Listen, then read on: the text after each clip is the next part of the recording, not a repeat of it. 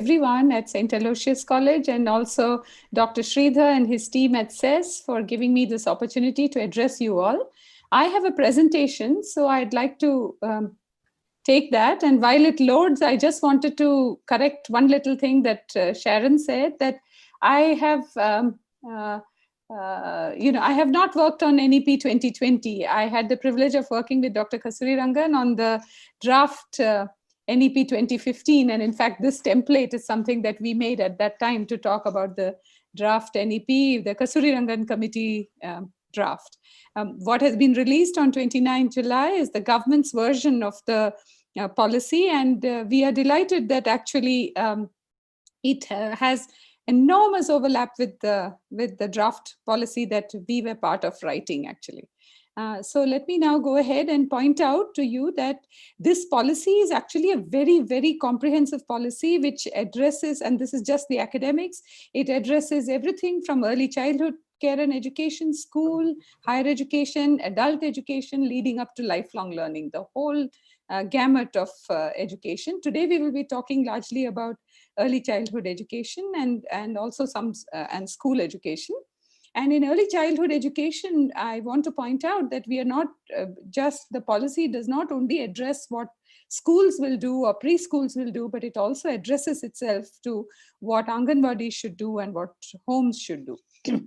Since the title of the presentation is Policy Vision and School Education, I thought I'll begin with the vision statement that is written in NEP 2020, and it's good to read this together.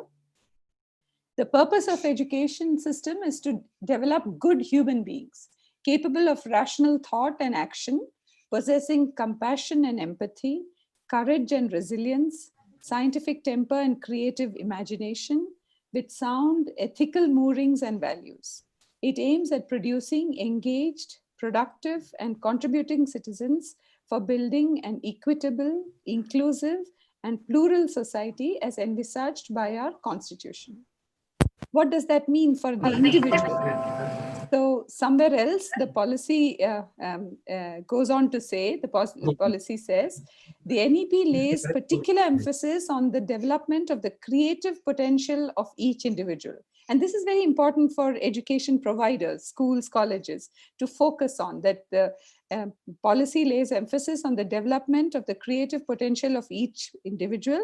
It is based on the principle that education must develop not only cognitive capacities, both the foundational capacities of literacy and numeracy, and higher order cognitive capacities such as critical thinking and problem solving, but also social, ethical, and emotional capacities and dispositions of individuals. So that's the policy vision we are looking at. A couple of statements from the draft policy just supplements this thinking. What this first statement does is sort of point out that this kind of approach will also help us on the international stage. So providing universal access to quality education is the key to India's continued ascent and leadership on the global stage in terms of economic growth, social justice and equality, scientific advancement, national integration, and cultural preservation. So in order to go along with that, since we are talking at an educational institution, I wanted to mention that the prefix of our chapter on curriculum and pedagogy says that curriculum and pedagogy should be transferred by 2022. Now that date will change, of course, in order to minimize rote learning. This is very important.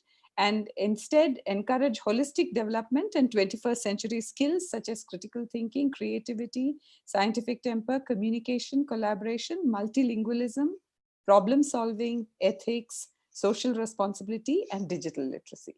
So you can see that these two sets of statements complement each other and are all reflected in the policy. So let's go and look at what the policy contains in terms of school education.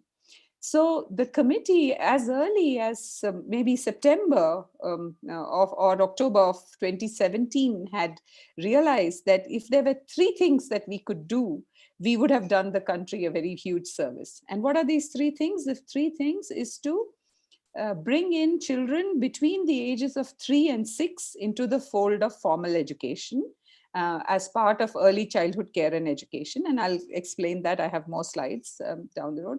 But most, and also more importantly, to actually ensure that foundational literacy and numeracy, the ability to read, write, and do arithmetic, which is so basic for every child, is attained by the age of 8 or at the latest by the age of 10. What we hear about year after year from Pratham's ASAR report is that, fifth standard children cannot read second standard textbooks, and they cannot do arithmetic, they cannot subtract, they cannot divide. All of this comes from the fact that we are not making sure that the foundations of learning of every child is strong. So that's the second thing. And the third thing that the policy wanted to do was to stem dropouts, because you start also as part of Sarva Shiksha Abhiyan and the RTE, we have reached a stage where enrollment at early classes is near 100%. But what happens when we come to higher secondary level? We have lost 50% of the children. The enrollment has dropped to 50%, 56% or something like that. So we cannot afford to lose more than 40% of the children. What we are looking for is universalization of free and compulsory education for children between the ages of 3 and 18. We want every child. And this is very important message, because a lot of criticism has come saying we haven't done this or haven't done that. That's because people have missed the point that the school education policy says that we must make every effort to make sure that every child gets education till grade 12. This is a very, very ambitious goal, but it is wonderful that the government has signed up for it. The NEP 2020 says that the government is committed to universalization of free and compulsory education. All right. The other things that are important, which you must have heard about, which is more commonly talked about, is the changeover from 10+2 into the 5+3+3+4 architecture. I want to underline the fact that this is actually a curricular and pedagogical change. It does not have to align with physical infrastructure. So we have people saying that, oh, but we have only until 4th standard in school, or we only have to have until 7th standard in school. That's not a problem. This is about approaches to curriculum and pedagogy, and I'll talk a bit more about that. And of course, you know that the government has already announced that the new National Curricular Framework will come. We had the National Curricular Framework 2005, which is an excellent document, and it can carry us forward until it gets upgraded, maybe in 21 or 22, it depends. And then, of course, we'll talk about teachers, because I know that a lot of people in this audience are teachers. The only people who can really achieve change are the teachers. So the policy actually focuses a lot on them, looks at their teacher preparation very carefully, looks at recruitment policies, makes provisions for continuous professional development, and also provides all attractive career pathways for teachers. Okay? And then, two other important reforms that I'll touch on if I have time is, one is the school complex, which is an idea that was there in the Kothari Commission and which we have brought back now. And basically the important thing is that too many teachers are isolated in small schools in the country. We have 1.5 million schools, 15.5 lakh schools. And many, many teachers 1 lakh schools have only a single teacher, and too many teachers are isolated. What the school complex can do is to create a community of teachers who can work with each other and interact with each other and support each other. And also the school complex will help to provide shared resources to all schools. And I'll come back and talk about that. And of course, there are governance reforms, which I will come to in a minute. So this picture is actually there in the policy document. What it says is that before this policy, we had a 10+2 system where children were supposed to enter school at age 6. And then the Ministry of Education, MHRD, now Ministry of Education, took over. What we did not take into account 3 to 6 years of age, which is the big change that has come now. What we've done is added 3 to 6 years of age and combined that with the first and second standard, class 1 and 2, to create a block called the foundational stage, 3 to 8 years, during which time the foundation of education will be laid. And I'll come back and talk about that. And then, of course, there are many other interesting stages. There's the preparatory stage, and there is the middle school stage, where we have talked about introducing vocational education, which you must have heard about, and also a secondary school stage where we have talked about introducing the semester system and choice of subjects to students, sort of introducing, liberal education, if you want to call it that, already at the 9th grade in school. And we'll come back and talk about all of that. So let's go back for a minute to strengthening early childhood care and education. Why are we putting so much emphasis on this? The reason is that we know from research now that 85% of brain development is completed by the age of 6 years.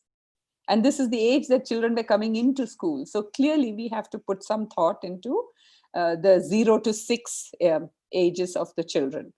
And of course, the other important piece of research we came across is the fact that brain development in children who receive stimulation during this age is significantly different from those who are isolated. Let me show you a picture right away. This was stunning for us when Professor Vinita Kaul of Ambedkar University at that time, she's retired now, brought us this picture. And this is a comparison of the brain development. It's a PET scan of a healthy brain and the brain of a child who has been isolated. Okay, so you see how so much of connections are not made. So that's clear that therefore that we have to intervene during this period. So quality ECC must therefore be available to all children between the ages of 3 to 6 years, because before 3 they are too young to bring into any formal system. The other thing that I want to emphasize is that we have 15.5 lakh schools, but we have also 13 lakh Anganwadis. That's an incredibly large number of Anganwadis. So the care of children, educational aspects of children 3 to 6 years will be done in a multi-pronged way through both Anganwadis and Balvatikas, and which are preschools basically, and also the existing primary schools. So basically government primary schools will get preschools attached to them, because it turns out that far too many children who are the age of 5 were coming into grade 1, and they were really too young to take education at grade 1. So there will be people can stay in Anganwadis from 3 to 5 years, come to primary school, which has a preschool attached at age 5, and then go from 5 to 8 in the primary school. For this purpose, the policy has said that there will be a national curricular and pedagogical framework for early childhood care and education that will be developed by NCERT in 2 parts. The one part will be 0 to 3 years, and the other part will be 3 to 8 years. The 0 to 3 years is for Anganwadi. Anganwadis take children at much younger ages. So for Anganwadi workers to also instruct young mothers who come there on how to stimulate their children. And the 3 to 8 years will be done in either Anganwadis or primary schools, like I said. And special attention will be paid to disadvantaged children and communities of all kinds, including regional disadvantages because they are very, very remote areas, or circumstantial disadvantage like migrant children. I mean, just now because of COVID, so much migration happened. Children have had their education disrupted. All such children will receive special attention going ahead in the future. I mean, COVID will pass, but there will be other constraints to look after. And of course, ECC will be under the education aspect will be under the Ministry of Education, but it will remain, Ministry of Women and Child Development and Ministry of Healthcare, because in Anganwadis, children get their vaccinations and so on. Both these ministries will continue to be involved. So Let's go to the next most important thing. What is the first thing you need to start learning? And that is language learning. And I want to spend a little extra time here on this because after the policy release, there has been so much misunderstanding about language learning and medium of instruction. And let's figure out what we know from science and from research, actually. And what it says is that the brains of young children during these foundational years, 3 to 8 years, in fact, whenever, as soon as they start speaking, which can be as early as 1.5 for some children, are quite plastic when it comes to language learning. Okay, they learn all languages in a similar manner. The early exposure to languages not only helps a child distinguish different sounds within a language, but it also helps a child grasp nuances of a language, such as grammar and sentence structure. And we also know that if children speak 2 or more languages in early childhood, there are many, many long-term benefits they have, such as a greater memory and attention and retention and language capability their whole life. So it's clear that learning multiple languages is a benefit to children. And given that in India we have some 120 plus or 130 plus languages and don't know how many dialects, it is worthwhile to try and educate our children in as many languages as possible. Okay. But now the question comes, how does a child learn a language? The child learns a language through interaction, either with adults or with other children. Okay. And so, but of course, if you have only one teacher, then that child will learn just that one language from that one teacher. Those children get very confused if the teacher speaks 2 new languages to them. Okay, so, but on the other hand, if you have a situation like mine at home, where my mother tongue is Malayalam and my husband's mother tongue is Gujarati, and we were speaking English to each other, the child would learn all 3 languages. This is possible, you see. So it's important to remember that children learn languages through interactions with adults, and therefore teachers and staff who know different languages can, between them, speak all the different languages possible and help the child learn as many languages. So really, the number of languages a child can learn in school depends crucially on the languages spoken by the teachers and the staff. And one important thing when we talk about language learning is that we are talking largely about speaking, listening, and maybe even looking at alphabets which are stuck on the wall or some words that are stuck on the wall, but not too much writing. This stage until 8 years is too early to introduce writing in multiple languages. The policy is careful to say that your writing must be introduced in only one language at the foundational stage. So let's now talk about the medium of instruction debate. There's no dispute that children learn best when they learn in their mother tongue. From all over the world and from enormous body of research exists which shows that. Because the child is thinking from his or her earliest days, in a particular language, and then if you teach them new material, they pick it up much faster. There is also no dispute that children learn languages very easily. So what is really the medium of instruction debate? So the previous 2 policies had said that instruction would be in the regional language. Okay.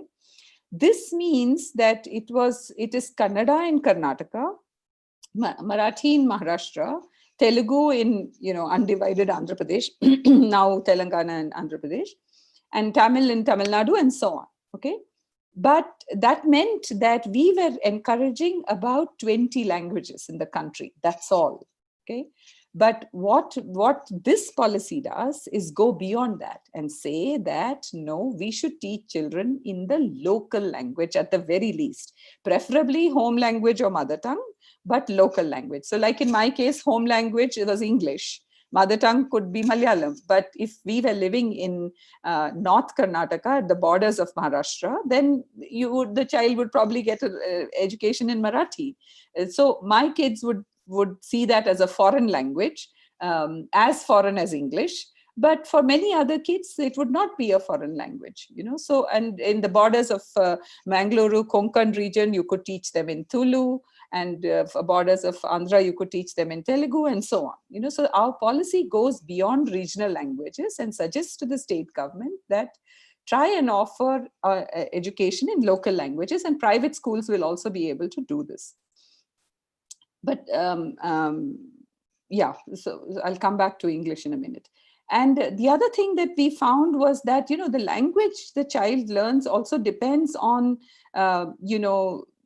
hiring local teachers, because you see, schools actually get children from very small radius. So they usually get schools from, they get students from a particular community, and there's a fair degree of homogeneity there. If you would have a local teacher, then that teacher is most likely to speak the language of the children in that school. But if you have a teacher who's come from Bangalore to be posted in, Bellary or Kalburgi or whatever, their languages could be different. So, at the end of the day, what the education policy has done is to continue with the 3-language formula, but with 2 important changes. And the first change is that you start all 3 languages much earlier than before.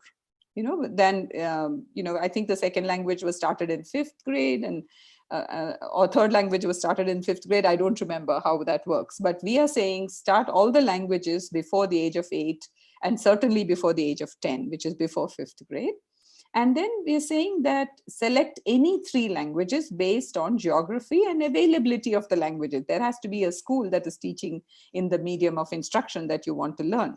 So let's talk a bit about English. What are the parents doing when they choose English medium? If a language of instruction is as foreign to their child as English is, then the parents are thinking, let me just go for English. So then what happens is that we will need the students to be allowed to first learn English before they are taught arithmetic, for example. Okay, that is this point here in this slide. If they are expected to learn a new language in school because there is no other option, then this window of time, the 3 to 8 year window block, can be used to first ensure that they are comfortable in the language before teaching them other things that they are expected to know at this stage. Okay. So the other thing about this foundational stage is the fact that you need play-based, activity-based, inquiry-based, multi-level, flexible styles of learning, which is actually prevalent in Karnataka. But the important thing to keep in mind is that children do not develop linearly. Some kids start speaking at 1.5. Some kids speak after 4 years of age. Some kids are very good at motor skills. They can pick up fine things, hold a pencil. Some kids don't develop motor skills very early. Some kids don't have social skills very early. Others are very, very social. So what is understood now is that until the age of 8, there is a very wide variation in the ways and the speed and the way in which children learn, verbal skills, all of that. So you need to, treating this sector as a block helps you to not have any other goal other than to say that at the end of this block, every child must have attained foundational literacy and numeracy and must be school ready. What does that mean? That is ready for a more prescriptive style of learning, using textbooks and, doing homework maybe, and so on. Okay. So that's the foundational stage conception in the NEP 2020. And like we said, that if we don't do anything else, but we achieve foundational literacy and numeracy, we would have done the country a huge service. So what are the things that we needed to do for this? And we have already discussed language learning and focus on mathematics of not just up till age 8, but also in grades 3, 4, 5. If they have not attained foundational literacy and numeracy by age 8, we should make sure that they attain it by age 5, grade 5, sorry, not age 5. My apologies. And also then about teachers, so that, if you don't transfer teachers and you have a local teacher, children build relationships with their teachers. They are inspired by their teachers and they work hard for their teachers, and they can learn better, But also there were other things that we found. We found that, for example, children come to school hungry because in many homes, the midday meal is the most important meal for the child. So if we added a breakfast, then the time between the breakfast and lunch could be very fruitfully used when the child is not hungry and can be taught well, actually. And so I have already talked about this in the previous slide, that we flexibly use this period between ages 5 and 8, when most children will be in primary schools, to teach them languages and arithmetic. That should be the focus. And then we will do assessments in grade 3 and 5 to make sure that they have actually achieved foundational literacy and numeracy. And of course, other testing will come later in grade 8 and so on. And because the children are coming to school much earlier than grade age 6, we suggested that already in 2020, there should be a school readiness module that is introduced in grade 1, that for 3 months, the teachers just don't try to teach the children anything, just prepare them for being school ready, and then start teaching something. And then the outcomes are much, much better. I don't have a slide on stemming dropouts. So I just want to say here that, the policy actually provisions for social workers and counselors to be stationed associated with schools and school complexes. And their job will be not just to ensure mental health of children, but also to talk to families and to convince them to make use of this free and compulsory education opportunity to send every child to school until grade 12. Okay. So now I'll move over into curriculum, and since I already explained this structure, I'm not going to repeat it. So the new curricular structure, like I said, is the age ranges are 3 to 8, and then 8 to 11, which is up till grade 5, and then this is 6, 7, 8, and then this is secondary school, which will now become one block. There used to be 9 and 10, and there used to be 11 and 12, but now we are hoping that we can have a single block of 4 years, during which the children will be able to mix and match subjects and learn things that are of interest to them. So I've talked about these 2 grades. So I just wanted to say that exposure to vocational education is a very, very important aspect of middle school. And then the secondary stage will allow the students to explore their own interests. Remember, we want students to excel at whatever they are good at. And the only way you can do that is if you can help the child find out what they are good at, whether they have kinesthetic skills, music and movement, whether they are good with their hands, whether they are good at verbal skills, whether they are good at mathematical skills. It's important to find what it is that the children are good at. And so, so the secondary school needs some additional explanation. So what we want to say is that I won't go into all of this because we've already covered it. So there will be no hard separation of curricular, co-curricular, and extracurricular activities. When we were writing the draft policy, we used to always say that if somebody wants to become a sports person, they should be able to do it while they are still at school. That's important. The school should be able to allow you to do that. And then there will be integration of vocational and academic streams, because vocational education focuses a lot on 2 things: working with your hands, and also understanding of occupations, the different types of occupations that are available to everybody. So for example, we all know about a doctor, but we don't talk much to our children about, say, a radiologist, or somebody who looks after the dialysis machine, for example, even though that person is just as important to saving the life of a patient as the doctor is. So, health, vocations in health, vocations in agriculture, vocations in manufacturing, all of those, if the child knows what his or her options are, what kinds of vocationals are available, they can actually make better choices themselves going ahead, And of course, for all this, you have to reduce the curriculum load, and that's what the national curricular framework will do. So like I said, preparatory, we have already talked about it. We kind of focus on languages and arithmetic, and it is the introduction of formal classroom-based learning. This is grades 3, 4, and 5.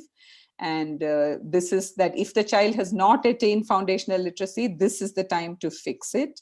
And this stage, through the school complex, schools must also get art teachers, music teachers, physical education teachers, and share it across schools. Okay.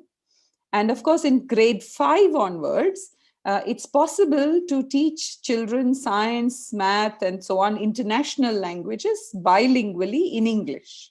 Because by then, if the child has already become fluent in English and fluent in their home language or local language, then the child can learn science and maths bilingually in English, giving them a big advantage going ahead. Okay? And, middle school, like we said, is the time for introducing subjects and, developing the capacity for abstraction. And then through vocational education, experiential learning. Experiential learning means working with your hands, but also thinking about what you have done and analyzing it and internalizing it. Um, uh, and so we have introduced also vocational education at this stage, and now we look at the secondary school stage in just one slide. um, so students, at this stage start thinking about their future plans. Parents are thinking, do I want them to be an engineer, or the child is thinking, do I want to be a dancer or a chef, and so this period actually is very, very important to sort out to help the child find their passion. And so the semester system is very important part of that. Modular board exams are very important part of that, because there will not be this monster exam which is held only one day of your life, and if you happen to be sick that day or not in a good frame of mind, you don't do well, and your whole life is determined by that. Those things are going away, actually. So there will be modular board exams, and the pedagogy and the curriculum will be determined by NCERT during this period. But basically, arts, sciences, sports, music, vocations, everything will be combined. Even programming, courses in AI, if schools are able to offer them, all of that will be possible at this stage. Okay.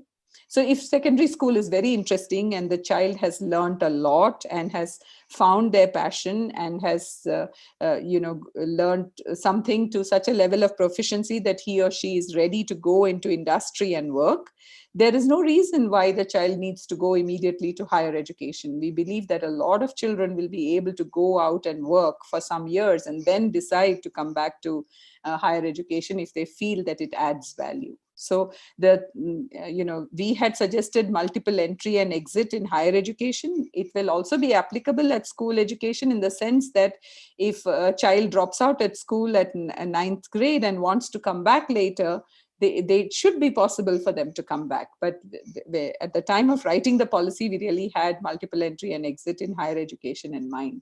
But since we want children to complete grade 12 in school, it's also important that they should be allowed to come back.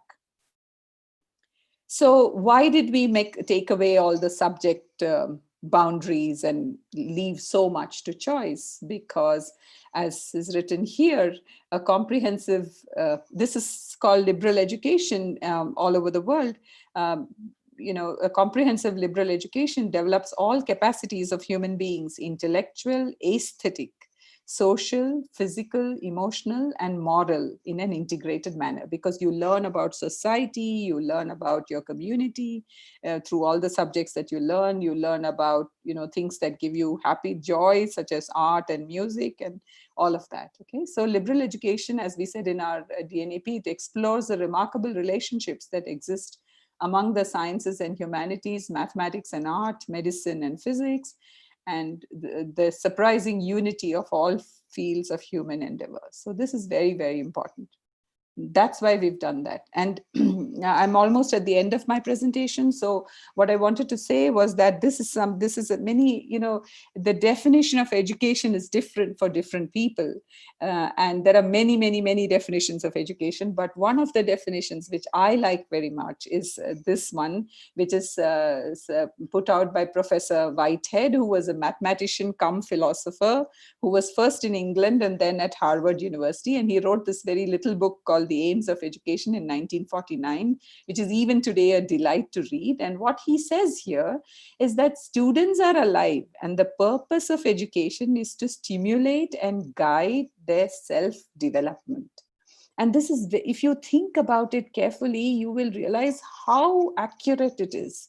If you're a teacher, then this statement tells you what to do. You are not to, you are to guide the self development of the child. You are not to force the child to do things that he or she may not want. If you're a parent, the same thing goes. And so that this definition I thought was very practical and very, very beautiful. And so along with that, he mentions 2 educational commandments. And the commandments are, one of them is don't teach too much. So, too many subjects and too much, because and that is sort of goes very well with our statement about, not doing, reducing the curriculum load. And also what he says is that what you teach thoroughly. What do we mean by thoroughly? And this is something that we need to understand.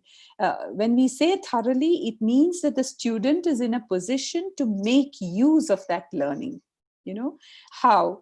But to bring some change in society, to create some product or service, to build upon it through research and create new knowledge. That is what a thorough education is all about. All aspects of the subject that you are learning. So this is, to my mind, a great thing.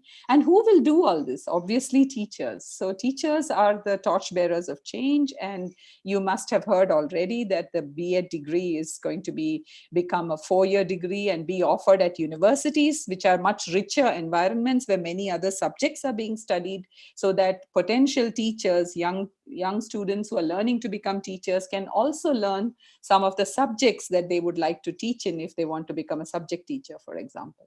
Okay.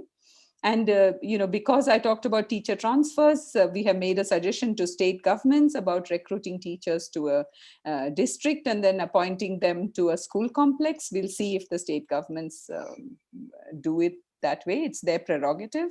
And then we have also made lots of suggestions for how teachers can continually improve their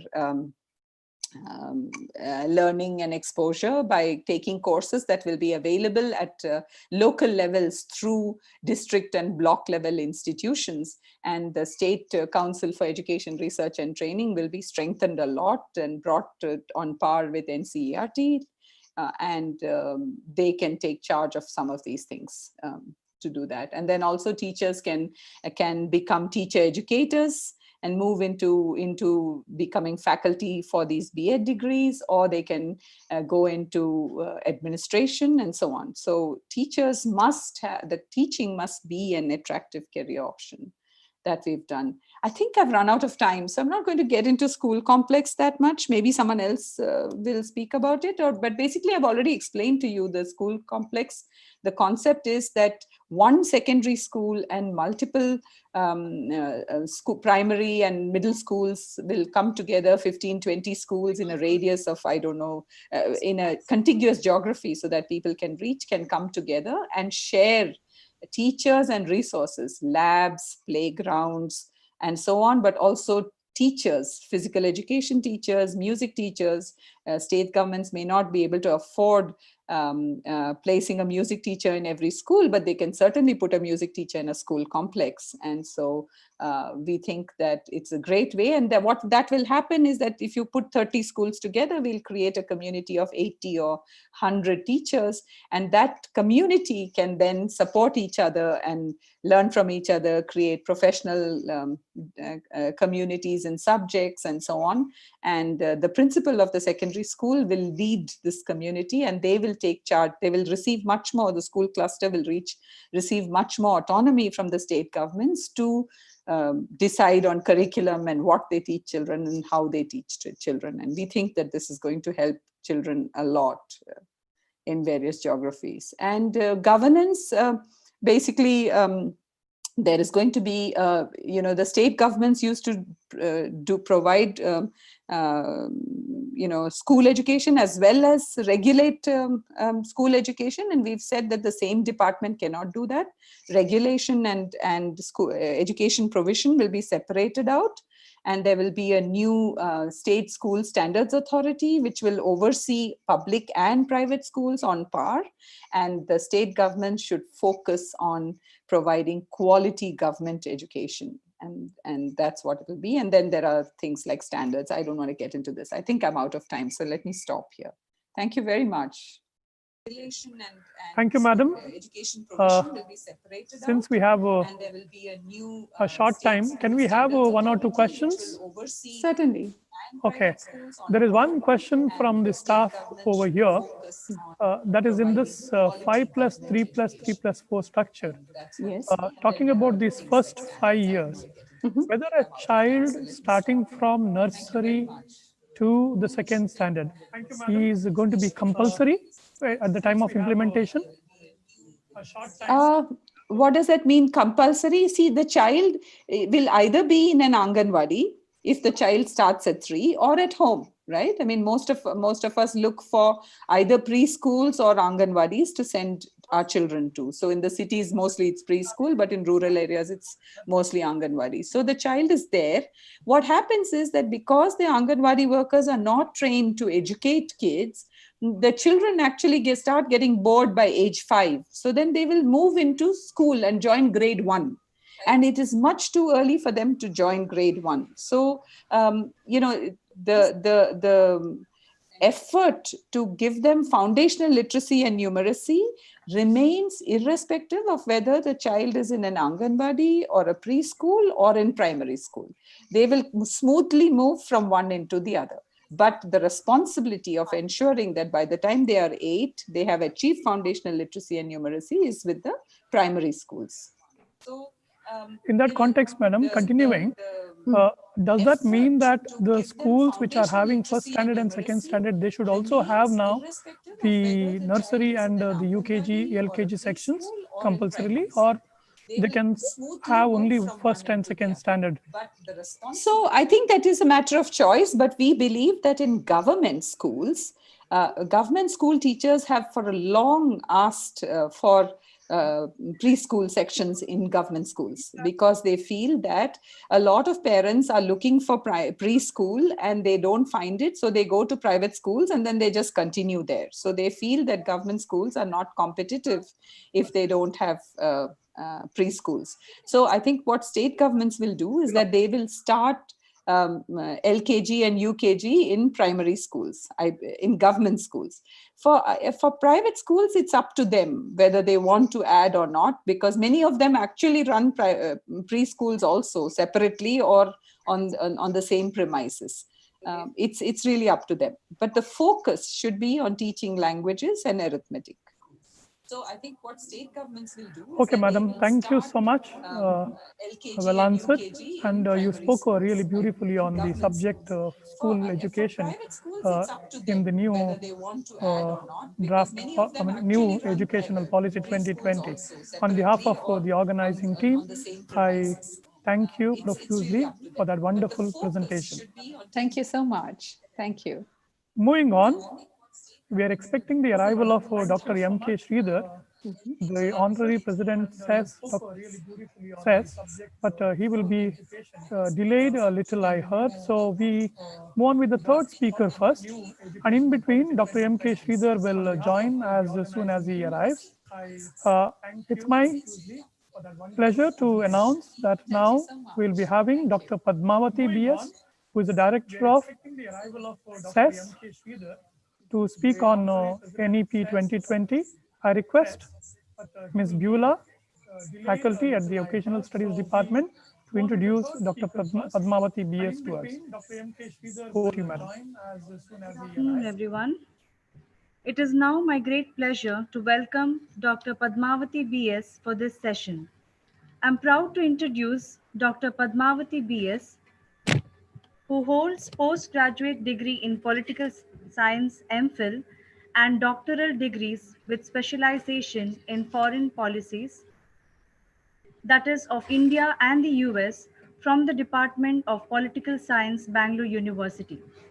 She holds a certificate on Introduction to Corporate Social Responsibility, which is awarded by United Nations Institute for Training and Research, Geneva.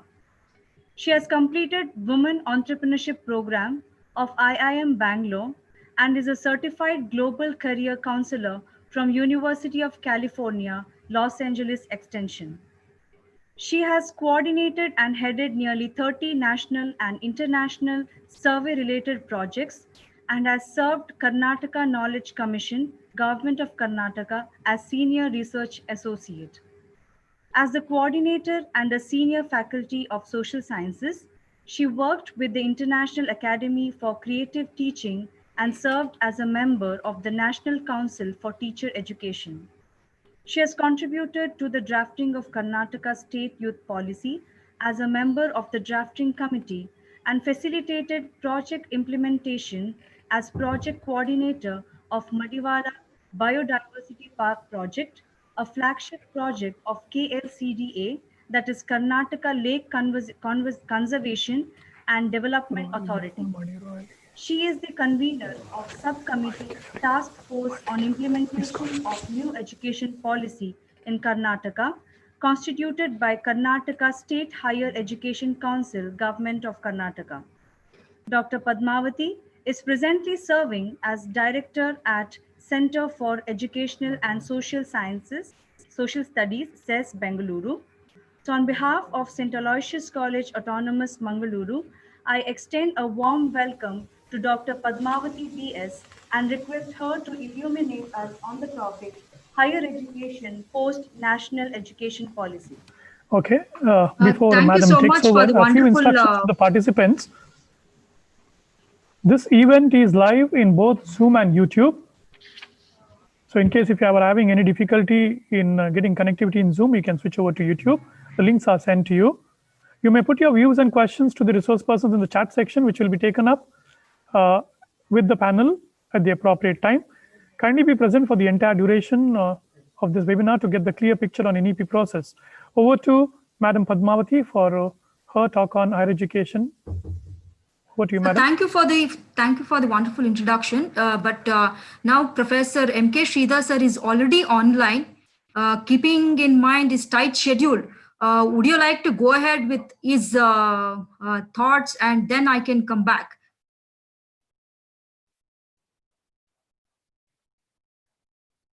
Hello?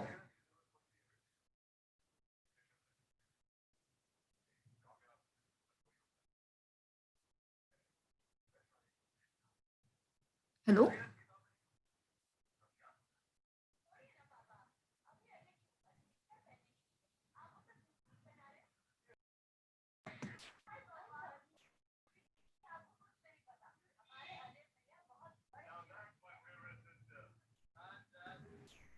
Hello? Hello. Sir, Professor MK Sridhar sir is already online. So we will go ahead with Professor Sridhar first. Yes, please, you can go ahead with Sridhar sir's presentation, then I can come back, sir. All right, madam. Thank you so much.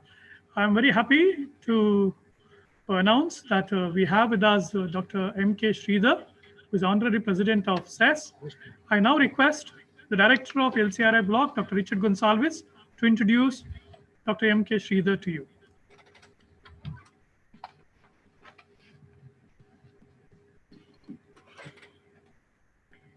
Respected principal, resource persons, faculty members, and my dear participants of the webinar.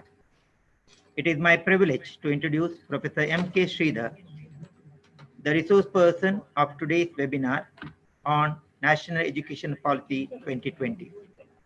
Professor MK Sridhar is known to St. Aloysius College for quite some time.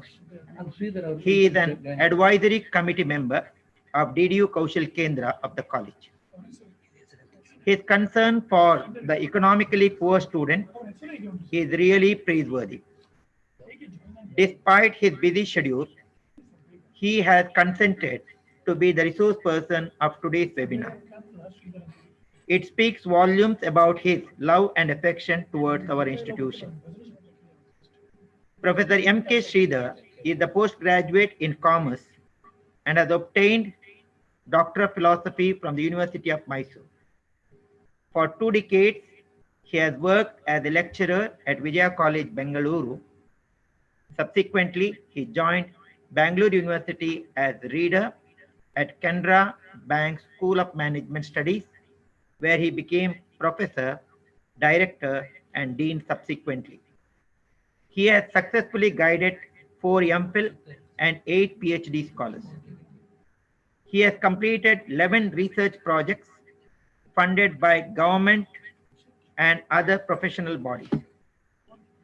He has published more than 30 papers in national and international journals. At present, he is appointed as the member of UGC.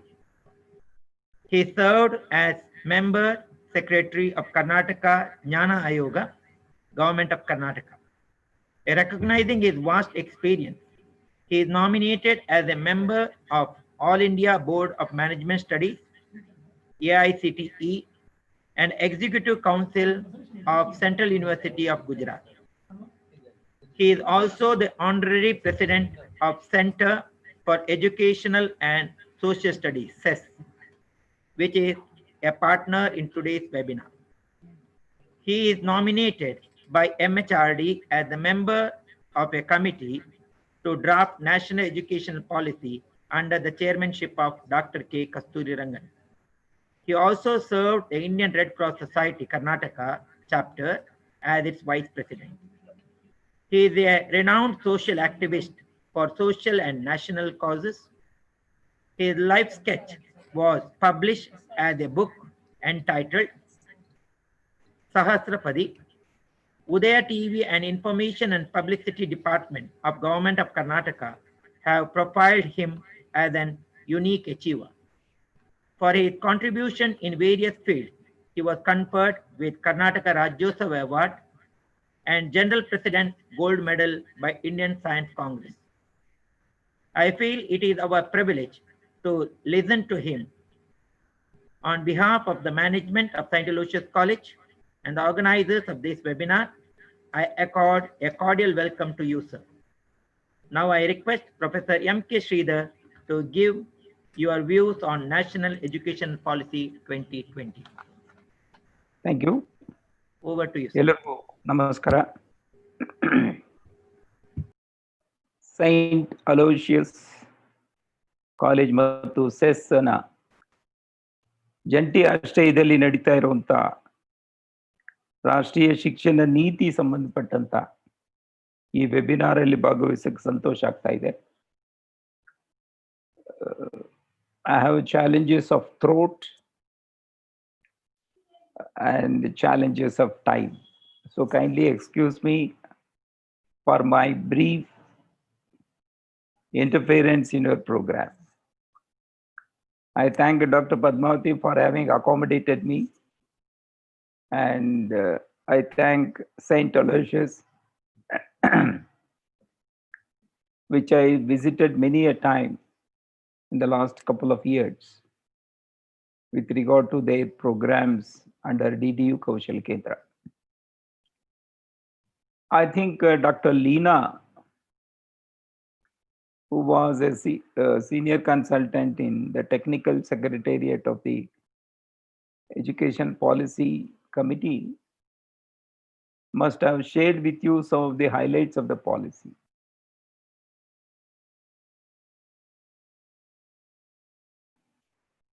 Dr. Padmavati will also be sharing few things. But what I would like to share here is primarily knowing about the policy is one part of this. I think some of the resource persons from CES and your own college will be explaining you the features of the policy, what does it have, what it means, and things like that. But what I would like to say on this occasion, because a college like St. Aloysius, which has more than 100 years of illustrious history to its credit, it's for institutions like St. Aloysius, which has to really get on and lead in the implementation of the policy. Because as you may be knowing, the policy advocates large, multidisciplinary, autonomous, degree granting colleges. They must be large. I think you have it. Multidisciplinary, yes, you have it. Autonomous, yes, you have it. Degree granting, not yet. I think all these stars in right place for a college like yours. And it's for you to take it forward. And I think you must also be aware that there is a institutional restructuring which you have suggested in the policy, research intensive universities, teaching intensive universities, and autonomous degree granting colleges. Now this college, whichever you are running, it has to first become a degree granting college. Then you will have to go up in the ladder of becoming a teaching intensive university, and then up in the ladder to become research intensive university. So I think your college, with all the people, with all the ecosystem, history, culture, and the vision, will be in a position to do this. But one request or one dimension that I would like to share with you is, along with you, you should also take few colleges with you. Can you try to collaborate with few other colleges in Mangaluru so that they will also try to join you in the journey? Because what is very, very important is every faculty member, junior, senior, professor, assistant professor, whoever it is, having NET, not having NET, PhD, whatever it is, along with them, the institutional management, they'll have to put in lot of effort. They'll have to do lot of homework with regard to design of your courses and the kind of combinations that you need to bring. This is very, very important. If that doesn't happen, then the entire flexibility given in the policy will not serve any purpose. So it is very important for each one of us to capture the expectations of students, to capture the changing trends among students, and also translate them into a course contents, and its features. At the same time, we should also prepare our students to face or to have better future. Many a time, any of our institution, higher education institution, when we talk of placement, we talk of the first job placement. But the policy very clearly says it is not merely the first job, but it is also very important that you'll have to look into the subsequent jobs, which constitute a career. So therefore, I think we should not only aim at the immediate job, but we should also aim at preparing our students in all dimensions so that they will make a career, they will make a meaningful life, and they will also contribute to the surroundings. That's also very, very important. So if all these things have to materialize, it's very, very important how far, to what extent the institution does its homework and also incorporate all that in their course curriculum. The policy has given a vision, The policy has given you an academic architecture. The policy has given us the autonomy. The policy will also try to give us all other things that are needed. But then, if we don't mind, all that will not happen. So therefore, on this occasion, I urge all of us, let us join hands, not only hands, but also hearts, and as well as our minds, to put the right kind of constructive efforts to see that the policy is realized. And we need to join everybody, all others, in congratulating the government as well as its leadership for having initiated a very, very aspirational, future looking educational policy for our country after a gap of more than 3 decades. So I once again thank you for having given me this opportunity and wish you all the best. And I think in the days to come, we can take things little further, and St. Aloysius College will emerge as a leader in implementing the National Education Policy 2020. Thank you. All the best. Namaskar.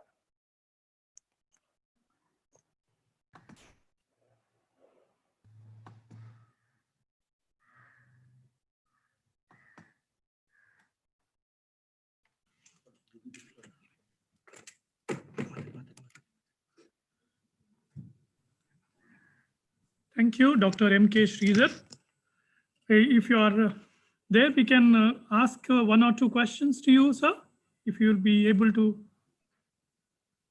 Can take a couple of questions. Yes, sir. Yeah. Okay. Padmavati, The first you question don't from the mind? staff here is, Absolutely not, what will sir. happen Please, to sir. the workload whenever the UG higher education becomes 3 or 4 years?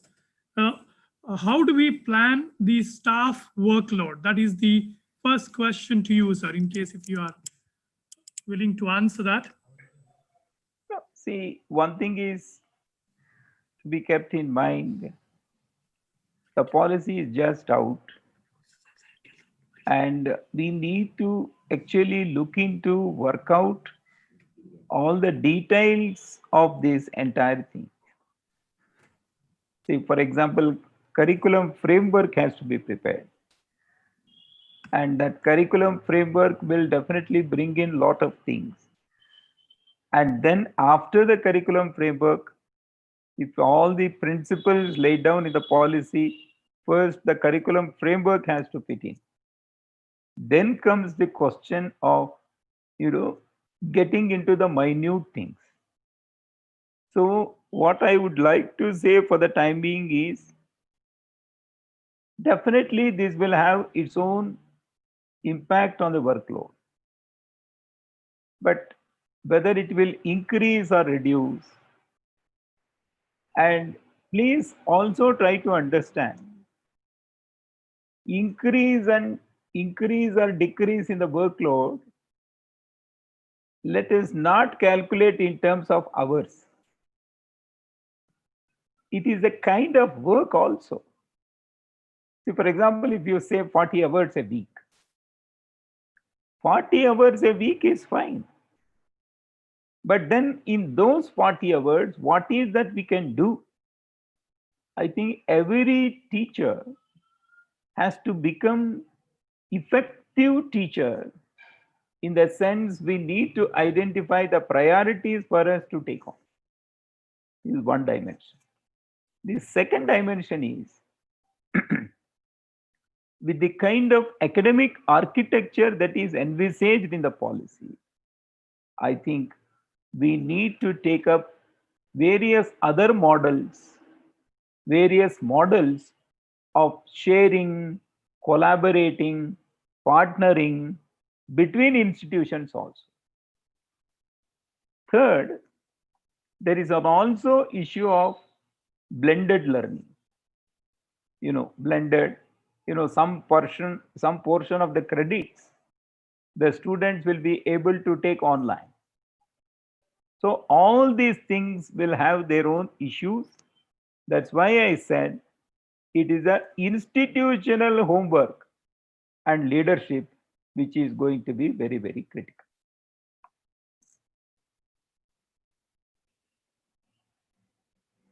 Solve the doubt that most of the staff had.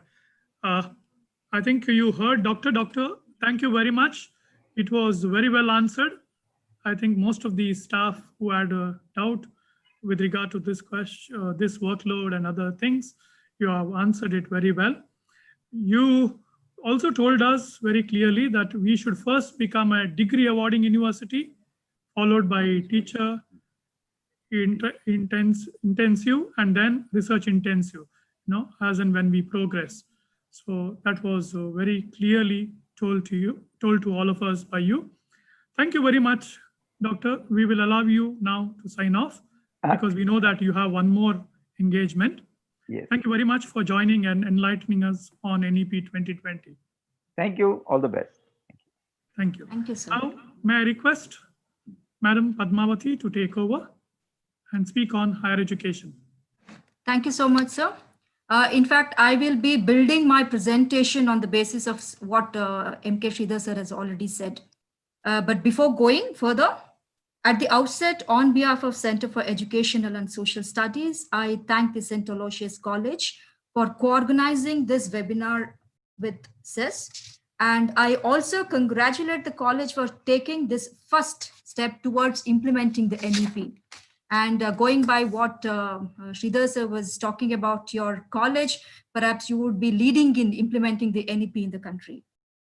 I will like to present the key changes proposed in the NEP, which aims at transforming higher education system gradually. With the implementation of NEP, there are two critical elements of higher education that will see a shift. One is institutional structure. The second one is the curriculum process. These two elements of higher education will undergo a paradigm shift to ensure continuous delivery of quality education that is in par with the global standards.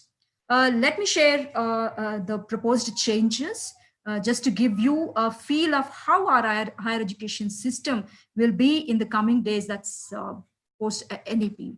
The entire educational system will be transformed into a large multidisciplinary universities and colleges.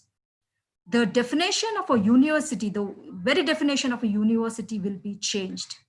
A university will mean a multidisciplinary institution of higher learning that offers undergraduate and graduate programs with high quality teaching, research, and community engagement. These things will be core of higher education system. By 2040, all higher education institutions shall aim to become a multidisciplinary institutions, each of which will aim to have minimum of 3,000 or more students as its community.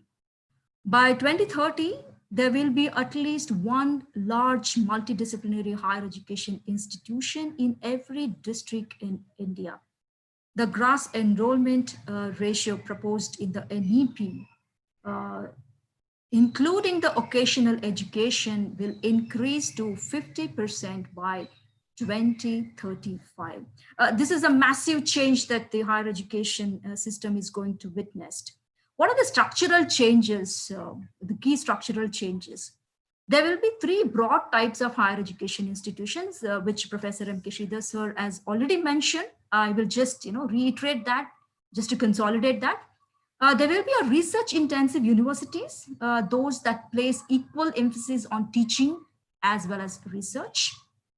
And there will be teaching intensive universities, those that place greater emphasis on teaching, but still conduct significant amount of research. And comes the autonomous degree granting colleges. These refers to a large multidisciplinary institution of higher education, higher learning that grants undergraduate degrees and is primarily focused on undergraduate teaching. A stage-wise mechanism for granting graded autonomy to colleges through a transparent system of graded accreditation will be established. All the higher education institutions will have the autonomy and freedom to move gradually from one category of the institution to another category based on their plans, actions, and their effectiveness. Institutions will also experience this. All the single stream higher education institution will be phased out over time and will move towards becoming a more vibrant multidisciplinary institutions, or it would be a part of a vibrant multidisciplinary higher education clusters. The system of affiliated colleges, which is prevalent now, will be gradually phased out over a period of 15 years through a system of graded autonomy. The present complex nomenclature of higher education institutions, which is used in India, such as deemed to be university, affiliating technical university, unitary university, shall be replaced with a single simple word, university. And to give impetus to quality academic research, a National Research Foundation called NRF will be established. The NRF will be independently governed by a rotating board of governors constituting of the very best researchers and innovators from across the sector. And the most talked about institutional restructuring is the light but tight regulation by a single regulatory authority. The entire regulatory system of higher education will be transformed to ensure that the distinct functions of regulation, accreditation, funding, and academic standard setting will be performed by distinct, independent, and empowered bodies. These four structures will be set up as four independent verticals within one umbrella institution called the Higher Education Commission of India. The first vertical of this Higher Education Commission of India will be the National Higher Educational Regulatory Council, which will function as the common single point regulator for the entire higher education sector, including teacher education, but excluding as of now, medical education and legal education. The second vertical of this Higher Education Council of India will be a meta accrediting body called the National Accreditation Council. The third vertical will be the Higher Education Grants Commission, which will carry out funding and financing of entire higher education in India. The fourth vertical will be the General Education Council, which will frame expected learning outcomes for higher education programs, also referred as the graduate attributes. A national higher education qualification framework will be framed by the GEC, which will be a guiding principle for formulating the higher education curriculum framework. The professional councils, which are prevalent now, such as the Indian Council for Agricultural Research, National Council for Teacher Education, and etc., will act as professional standard setting bodies. So how do we do this? Then NEP also proposes effective governance and leadership intervention to transform this. Through a suitable system of graded accreditation and graded autonomy, and in a phased manner over a period of 15 years, all higher education institutions in India will aim to become independent, self-governing institutions, pursuing innovation and excellence in higher education. On receiving the appropriate graded accreditation, institutions may constitute Board of Governors, which is called BOG. The BOG of an institution will be empowered to govern the institution free of any external interference. Most of the higher education institutions currently have this reservation that there is a lot of intervention or interference or meddling by the external forces in the delivery of quality education, this will be totally stopped. It is envisaged that all higher education institutions will be incentivized, supported, and mentored during this process and shall aim to become autonomous and have such an empowered board of governors by 2035. Probably you can start working towards that now. And the board of governors shall be responsible and accountable to all the key stakeholders of higher education. This is about the structural changes that NEP has proposed. And coming to the curriculum changes, which is more talked about, we are moving towards a holistic and multidisciplinary education. The entire higher education system, the curriculum, the pedagogy, the assessment will experience this multidisciplinary process. What does it exactly mean? All the higher education will be transformed into a holistic and multidisciplinary education with equal importance to all the subjects, disciplines of learning, including those in professional, technical, and occasional disciplines. Even engineering institutions such as IITs will move towards more holistic and multidisciplinary education with more arts and humanities, and students of arts and humanities will aim to learn more science, and all will make an effort to incorporate more occasional subjects and soft skills, which are must needed to succeed in 21st century. These will be completely aligned with the UNESCO's life skills framework, as well as the sustainable development goals as proposed by the United Nations. The curricular will also experience a deep structural change. There will be a drastic change in the curriculum to enable creative combination of disciplines and subjects. The watertight compartment, which we are witnessing today, like arts, science, and commerce, this watertight compartment will be gradually done away with. A student will be called as a student of a multidisciplinary graduate or undergraduate studies, and he or she would be given an option to choose whichever subject one wants to. Like, I can have a combination of physics with music, music with mathematics, political science with psychology, or psychology with journalism. So this has been made possible under the NEP. The departments in languages, literature, music, philosophy, ethnology, art, dance, theater, education, sports, all this will become a part established to translate the multidisciplinary education. Every higher education institution will have these departments, or will set up, or will have a partnership or a collaboration with a university or a higher education institution, which will host all these departments. So the policy has ensured from every angle that it is a multidisciplinary education. Going forward in the holistic and multidisciplinary education process, the undergraduate degree will be either of 3 years or of 4 years duration, with multiple exit and entry options, with appropriate certification at every point of exit. In the current system, suppose due to some personal reasons or for some health reasons, if I drop out from a first year of my education, I would always be labeled as, failed in first year, or discontinued, not completed, or a dropout.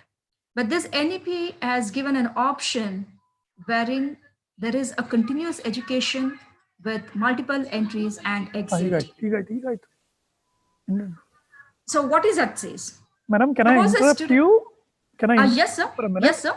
Yes, I sir. think you are sharing the screen, madam. Are you sharing your PPT? Sir, no, sir. I don't think I'm sharing the PPT. Okay. There was a query from some of the members that your screen is not visible. So we will. No, I haven't shared. So now it's clear, I think, to everybody. Okay, madam. Sorry to disturb you. No, sir. Absolutely fine. So what does it exactly mean? Suppose a student exits the undergraduate program at first year, a certificate will be awarded after the completion of 1 year in any discipline or any field of study. It can also be occasional education. Suppose a student completes 2 years of study, he or she will be awarded a diploma.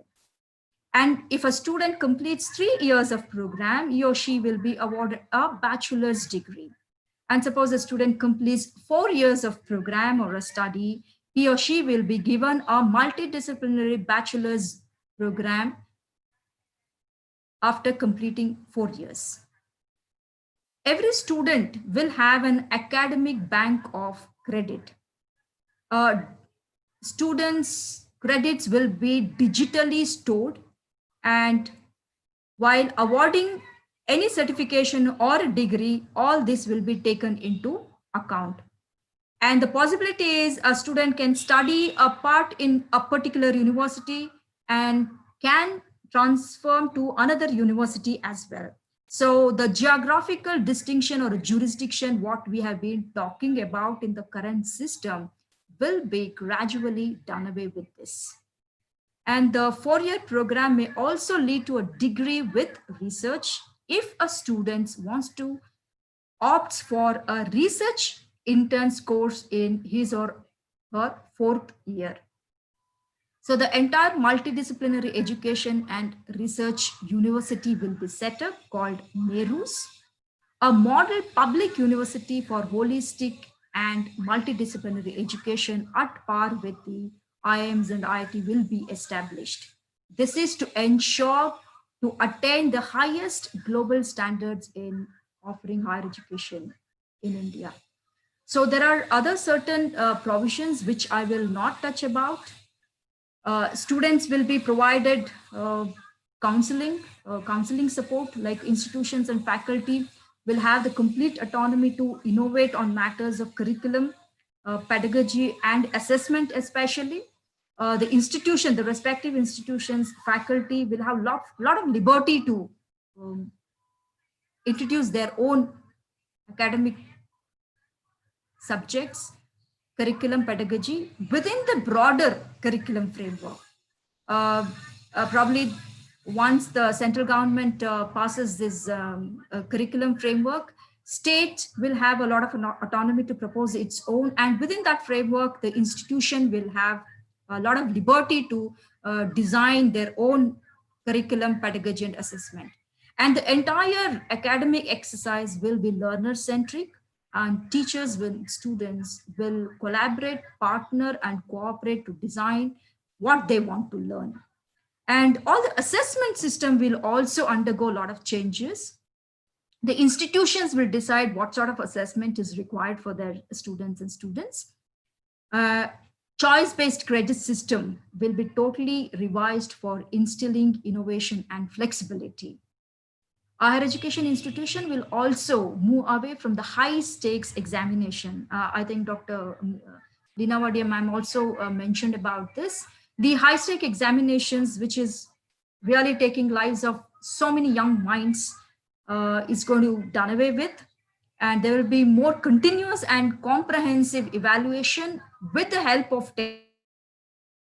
even the teachers, the faculty, and the institution will be well trained, and the capacity building of teachers will be done to ensure that the technology is completely embedded or integrated with the curriculum and assessment. It's not that we have made the policy and now you do it. Absolutely not that way. The entire higher education system will have a conducive environment wherein learning and capacity building of institutions, individuals, and teachers and staff and institution will take place parallelly. And each institution will integrate its academic plans ranging from curricular improvement to quality of classroom transaction into its larger institutional plan. So it's the institutional development plan that gives a lot of autonomy to the institutions to devise their own curriculum framework. So that's the platform for the faculty and for the institutions to exercise autonomy in terms of designing their syllabus and assessment and pedagogy. And all high quality support centers and professional academic and career counseling will be made available to all students, and higher education institutions have to provide a space for these academic and career counselors to provide high quality professional counseling to students. This is not only to counsel them, to prevent them from the depressing emotions, but also guide them to the next level, because the entire education system proposes for a lifelong learning. So academic counseling, academic professional counseling becomes an important supporting system to the institution as well as to the students. So with this few highlights, I would like to take questions from now.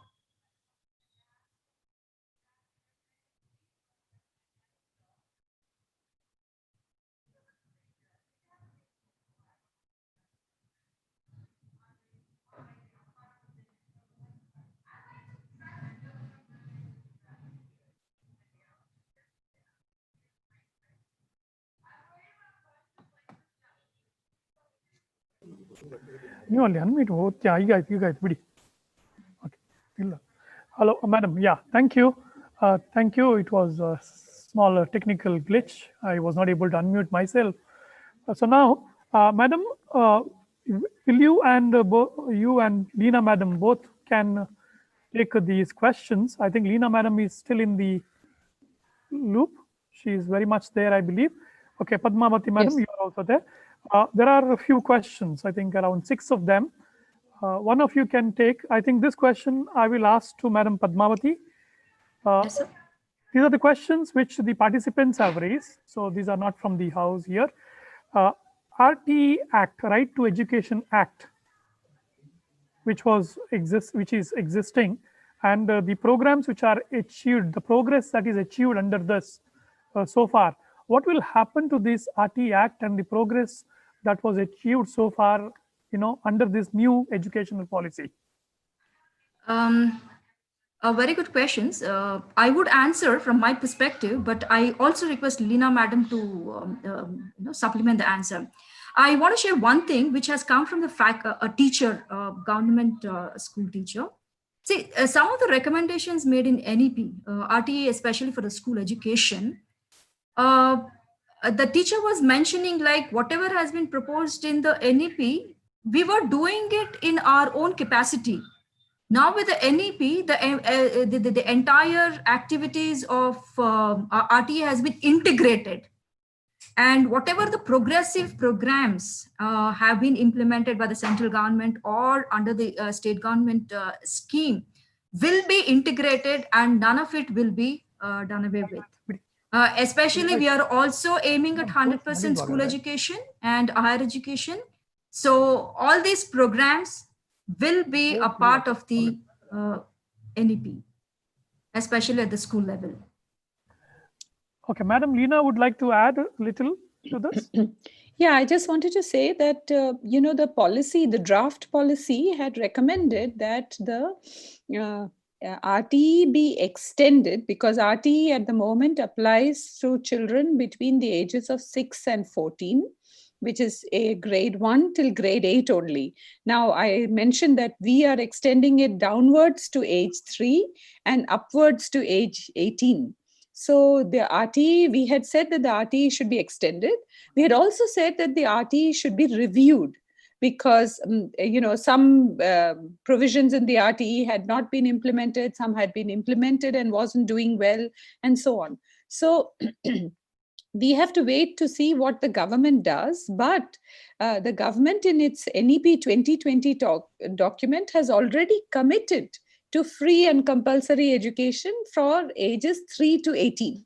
So whether they extend the RTE Act or create a new act, review the RTE and create a new upgraded act, that part we will have to wait and see. But the commitment to free and compulsory education exists, and it has been extended. So that is something that we can celebrate. Thank you, madam. You can take the next question from the participant.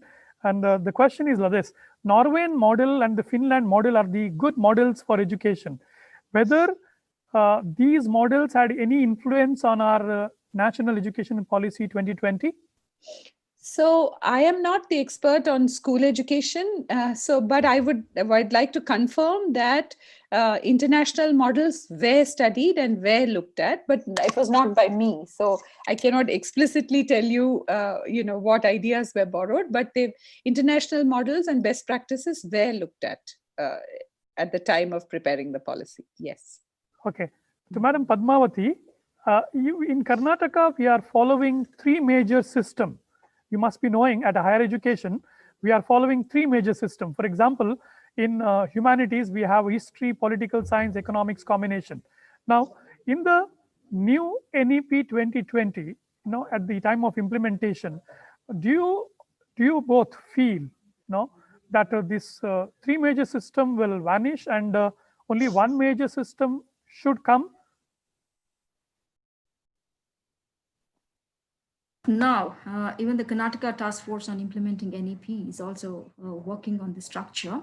What is being proposed is every higher education institution will offer a multidisciplinary undergraduate and graduate programs.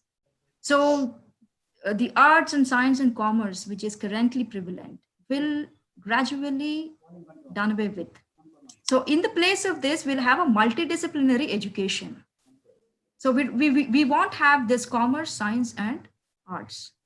So we will be called a graduate, a multidisciplinary graduate, or a multidisciplinary diploma holder, a multidisciplinary certificate holder. So the entire combination will be changed. So what we are proposing is a major and a minor. Suppose a particular student wants to specialize in a particular subject, he or she can opt that as a major subject and any other subject as a minor. So suppose I want to study psychology in a very deep manner. I take up psychology as a major, and probably I may choose sports as a minor or a music as a minor. But to award a certificate or a diploma or a graduate or a 4-year multidisciplinary graduation degree, we are suggesting a particular amount of credits. So once they accumulate that credit with any combination, he or she will be awarded that particular certificate. Thank you, madam. Continuing with you only. Madam, so far we have seen in India, there are universities which offer only postgraduate education, master's degree, the universities. Now, in the NEP, if we look carefully, 2 years of PG, 1 year of active teaching there and study, learning, and then 1 year of extensive research is proposed in the NEP 2020. So what do you think these kind of standalone separate PG colleges will survive, or there has to be compulsorily UG PG colleges in one institution, together? So these higher education institutions will work as a clusters, a knowledge hub. Suppose from my undergraduation, if I want to transit to graduation, there is a lot of connect happening. And these universities now their function is only the affiliation of colleges. In the coming days, it will not limit to the affiliation. Affiliation will anyway done away with, but there will be a lot of academic collaborations happening.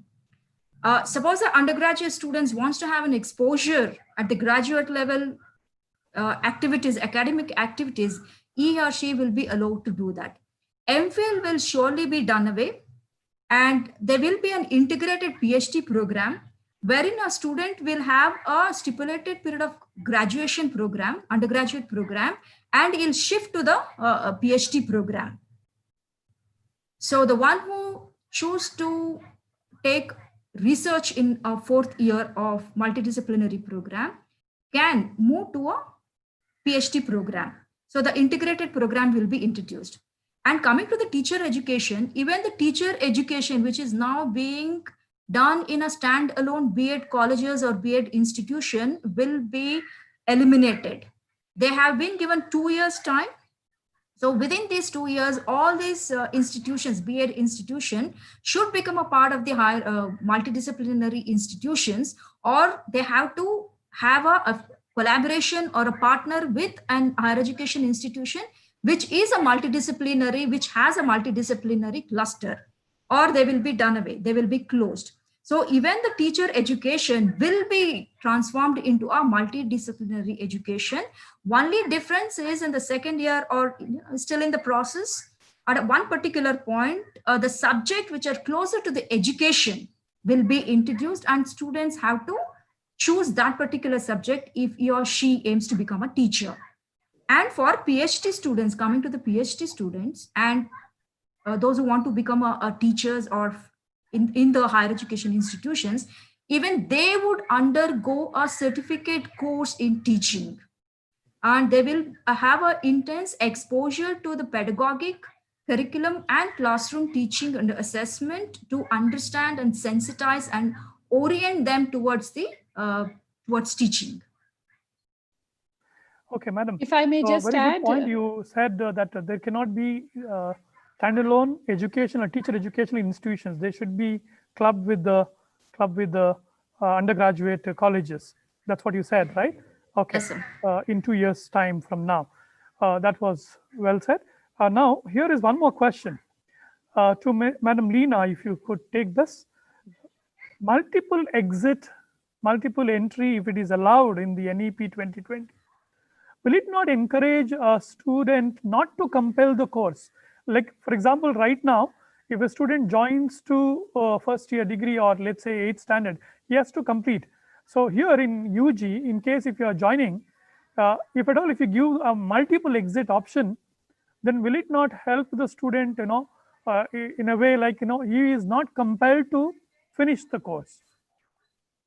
So thank you for that question. Before I answer it, I just wanted to add one sentence to what Padma said about universities and so on. I just wanted to say that the policy actually also encourages universities to start undergraduate programs. Okay. Universities have so far been only masters and PhDs, but the policy suggests that why don't you start undergraduate programs on your campus, and you can also offer integrated masters. So we'll see how many universities are able to take that up. But the whole idea is about a lot of flexibility. And this challenge of becoming multidisciplinary is not an easy challenge. Suppose a college is offering BA, BSc, BCom, okay, then they can remove the boundaries between the degrees, and they can say that BSc students can take arts courses and BSc students can take commerce courses. It will become a matter of clever timetabling and scheduling, okay. But so there are many colleges which are offering only BCom or only BEd or only something else. For them to become multidisciplinary is much more of a challenge, because they will have to, organically open many, and it will have to be done organically. They can't open 30 subjects at the same time. So there will be an evolution towards these things. This is what we see happening, all right?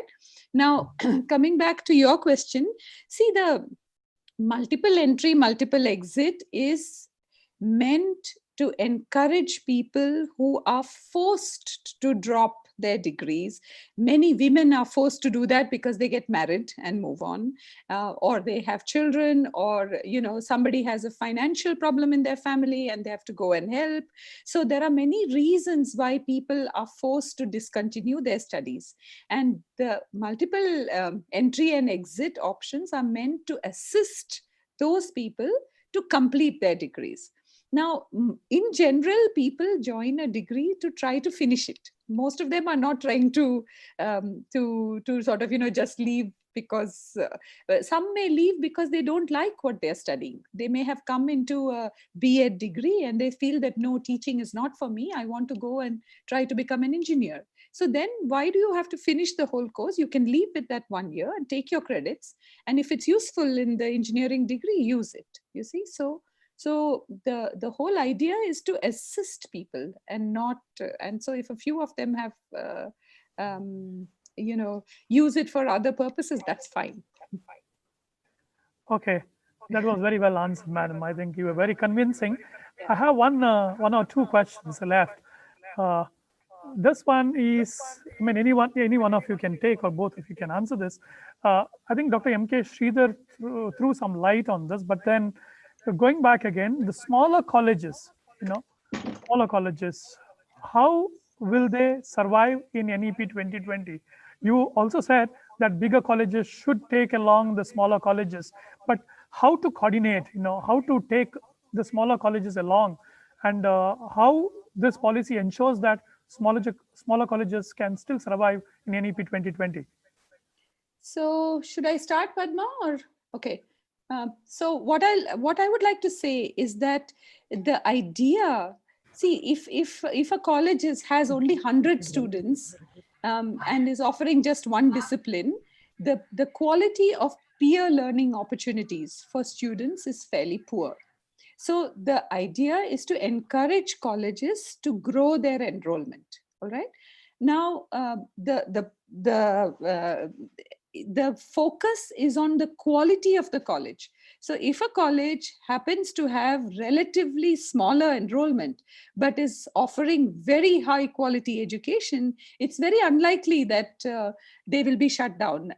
Padmavati had mentioned before that, the accreditation will be used as a method to identify good institutions and to identify poorly performing institutions. And institutions will have a period of about 15 years to actually grow their enrollment, grow their faculty, grow their disciplines, and so on. So there is plenty of time. It's not going to happen tomorrow. So the colleges are encouraged to grow their enrollment and to grow the quality of their offerings. And if at the end of this period they are found to not meet the standard continuously, every 5 years they have to be accredited, and if they accredit it 3 times and they fail, then I think it's fair to say that they should be considered for closure, because that means they are not delivering quality to students. But most colleges, we think, will be able to rise to the occasion because there is enough time for them to prepare and grow. Padma, would you like to add anything else? Yeah, just to add to madam, suppose a higher education institution is offering a very good course in a particular discipline, and the other higher education institutions in the area would like to continue and collaborate with them. Suppose a university is offering a course on a 5 or 6 discipline, and this particular college excels in a particular discipline, and that university and this college can definitely collaborate. So there's a lot of way to collaborate, partner, and there's a flexible way forward. So closure is not the thing the NEP proposes, but yes, if you compromise on the quality, the regulatory authorities will be forced to issue a notice. Otherwise, there's a scope for collaboration. So it is not the closure, but the collaboration that should work that you are proposing. Okay, Absolutely. I have one last question, and this is, I think, very important. Maybe I do not know. Coming to school education, this problem I think we will also have maybe in our campus, because we have 2 boards at the school level, both CBSE and state boards. Okay, now with the NEP, with the merger, that is proposed in the NEP, how to manage, these different boards that we have. A state board is there, we have ICSE board, we have CBSE board. So how these mergers will happen, whether CBSE should go with their own kind of merger, or the state should go with their kind of merger, or is there a possibility of combining the different boards, in the new policy? Can I ask a clarifying question? What do you mean by merger? What are you referring to when you refer to merger? Are you referring to the 9th to 12th grade semester system, or you are referring to? For example, now 6th, 7th, 8th will be one, correct? Now we have both CBSE school as well as state board school. Yes. Now these should go separately, right? Or whether an option will be given that, whether the boards will be combined, or the boards will be different even in NEP 2020. CBSE board, state board, ICSE board, will they remain as they are, or whether there will be a merger of these boards? And hello, I think we lost him, but since he asked the question, maybe I'll go ahead and answer. What I wanted to say was that the NEP actually does not require any boards to be shut down. The NEP is actually recommending that the state boards continue and evolve syllabus that is of value to the states, has difference from the CBSE curriculum, for example. But it also says that schools are free to select the boards that they want to support. So previously, I think the transition, if a school wanted to offer CBSE, it needed permissions from the government of Karnataka. And the policy is suggesting that this process of switching over to the board that the school would like to offer becomes easier. Okay, so the boards are not going anywhere, but switching of boards will become easier. So then it's up to St. Aloysius School whether you would like to continue to offer all three boards because you have students interested in them, because they will be distinct because of some differences in their curriculum and their offerings, or whether you want to consolidate. So the decision will come into your lap. The policy is not seeking to force anybody to go one way or the other. Okay, madam, thank you. Yeah, that was really nice of you. I mean, the boards will remain as they are, Yeah. and it is a decision of the host institution to go ahead, in NEP 2020. Yes. I think with that, still there are questions, but the time doesn't permit us to take all these questions. I would like to thank you both profusely for taking part in this panel discussion with the questions of the participants. Now, I hand over this stage to the Controller of Examination and the Registrar in charge of our college, Dr. Alvin Desa, who will now propose the vote of thanks. Respected resource persons and our esteemed participants, a very good afternoon to all of you. This unique webinar on the National Education Policy 2020, Policy Vision and Higher Education has been an engaging one, thought-provoking one, and enlightening one.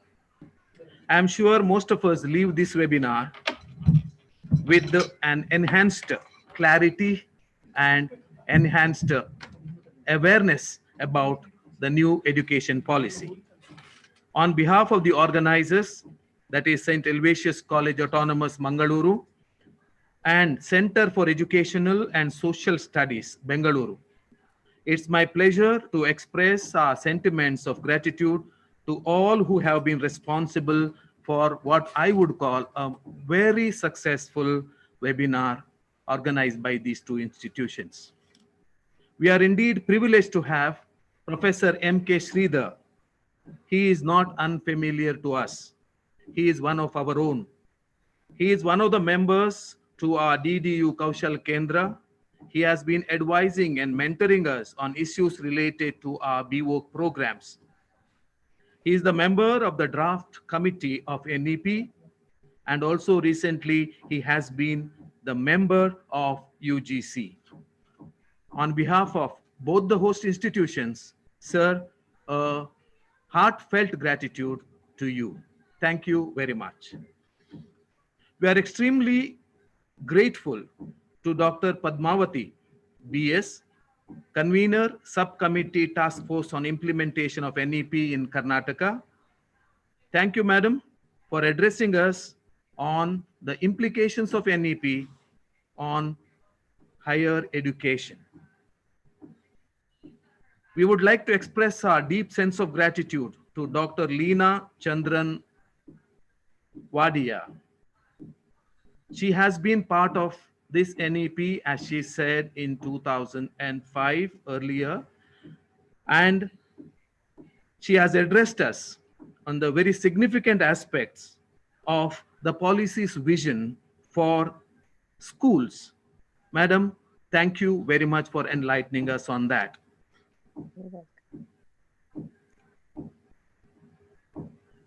We would like to acknowledge the services of Mr. Narasimha, the private assistant, personal assistant to Professor Sridhar, for facilitating and coordinating Sir's participation into this meaningful webinar. Thank you, Mr. Narasimha. A special thank to Reverend Dr. Praveen Martis SJ, our beloved principal, and Wing Commander A. Raghunath for initiating a meaningful process of dialogue on the recently proposed NEP. Finally, I would like to thank Dr. Richard Gonzalez, who has been coordinating this particular webinar, Dr. Chandrasekhar Shetty, and our IQAC coordinator, Naveen Mascarenas, for very efficiently and ably facilitating the entire process of this webinar.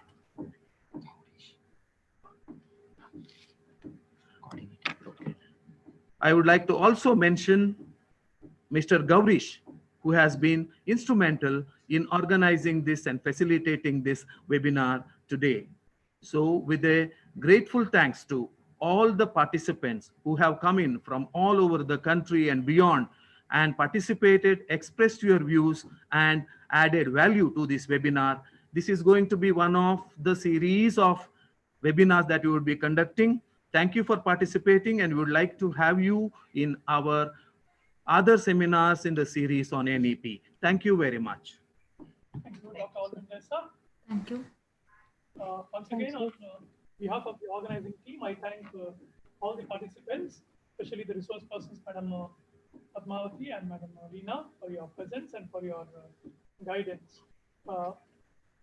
It was really a nice occasion for all of us, and it was really a nice occasion for me also to host this program. I hope you will have an enjoyable evening. Feedback form is posted in both YouTube as well as Zoom. We will keep posting it for some more time. Kindly give the feedback as soon as possible. Thank you all once again. Have a nice evening. Thank you. Bye-bye.